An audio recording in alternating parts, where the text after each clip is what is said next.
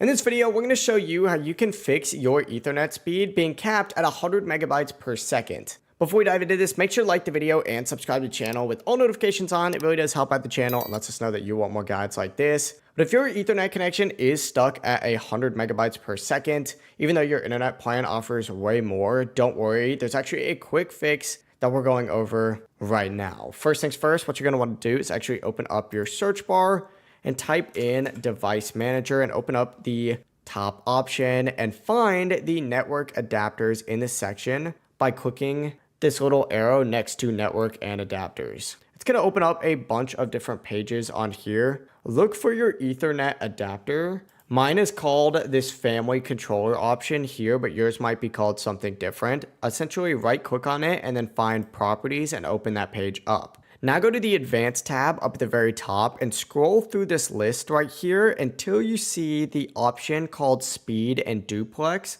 or something similar. Essentially click on it just like so. And there's going to be this value section here.